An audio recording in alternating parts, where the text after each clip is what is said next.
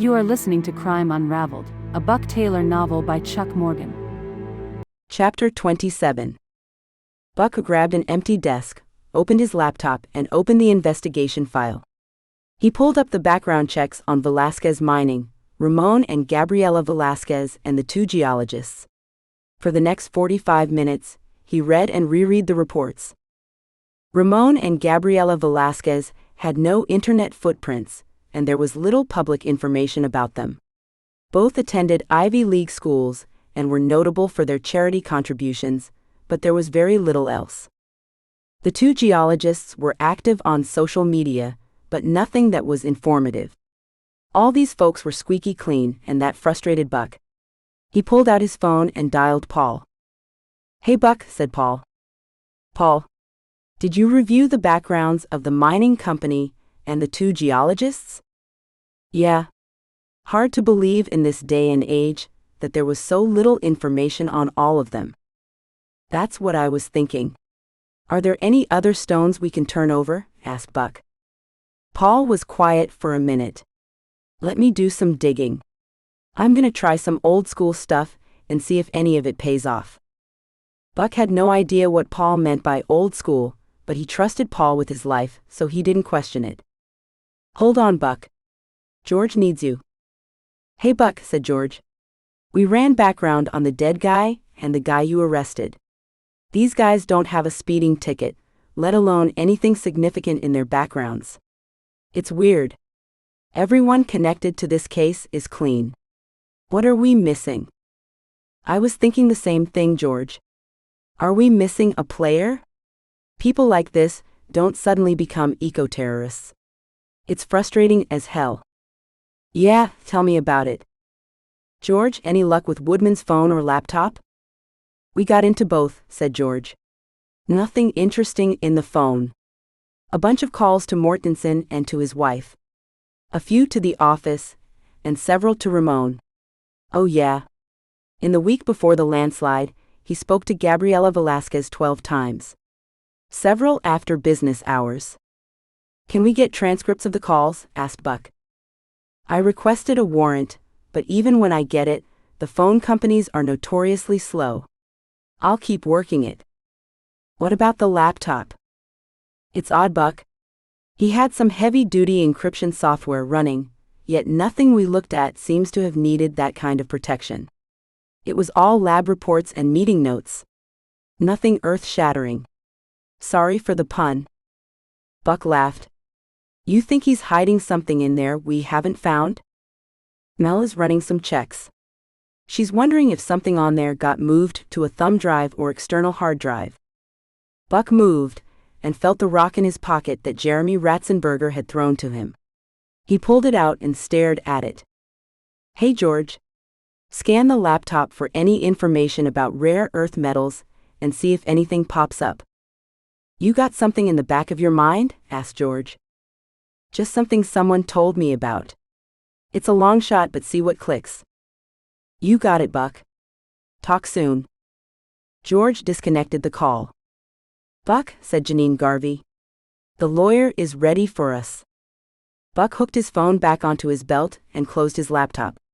He followed Janine to the interview and handed Chief Molina his pistol. They stepped into the room and took their seats. "Folks," said Robert Crawley, "my client has something he wants to say." "Rodney, go ahead." "We didn't kill that woman, the wife of that geologist. We roughed her up, but we didn't kill her." "Okay, Rodney. You want to tell us about it?" asked Buck. Rodney sat upright in the seat. "Not with him in the room." He pointed at Robert Crawley, who turned, looking stunned. "Rodney," said Crawley, "this is not what we talked about." "You're right." He looked at Janine. "I don't want him as my lawyer anymore." Janine, without changing her expression to show her surprise, said, "Rodney, that's your right, but can you tell me why?" "Rodney," said Crawley, "what are you doing?" Rodney looked at Crawley. "I don't want you here. You're fired." Crawley looked around the table, then back to Rodney. "You can't fire me. I'm here to help you." Rodney pulled back and crossed his arms over his chest. I'm done talking with him in the room. Crawley opened his mouth, but Janine stopped him. You heard the man, Mr. Crawley.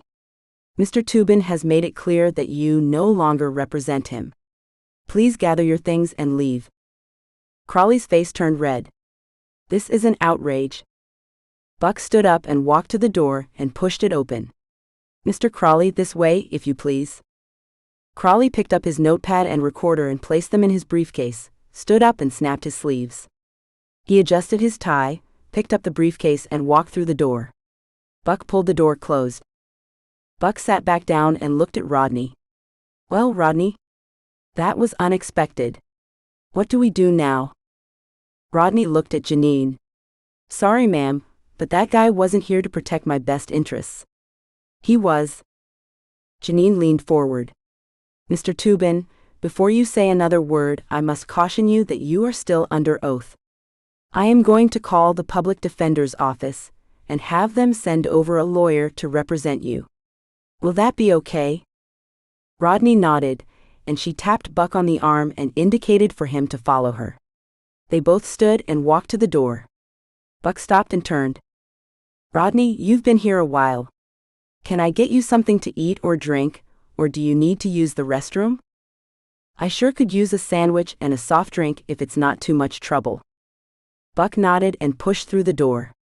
Janine was standing next to Chief Molina. I'll send one of my officers to get him a sandwich and drink. What the hell do you think that was all about? Buck thought for a minute. I'd like to know who hired Crawley. You think there's something hinky going on? Asked Janine. Just a feeling, said Buck. Janine pulled her phone from her pocket. I need to make a couple of calls. She stepped away. Chief Molina looked at Buck. You think someone was trying to make him the fall guy? I'll bet our friend in there got the same feeling after talking to Crawley. I have a feeling there was a plan in place that Rodney disagreed with. That's not going to make someone happy, said the chief. No, it's not. Do two things for me. Let Janine know I'm going over to talk to his boss at the demolition company, and keep an eye on Rodney. You think someone would try something while he's in police custody? I don't want to take that chance, Gabe. Just a precaution. Chief Molina nodded, and Buck walked over, placed his laptop in his backpack and headed for the door. Thank you for listening to this chapter of Crime Unraveled, a Buck Taylor novel by Chuck Morgan. You can find the entire crime series as well as other novels by Chuck Morgan at chuckmorganbooks.com or on Amazon.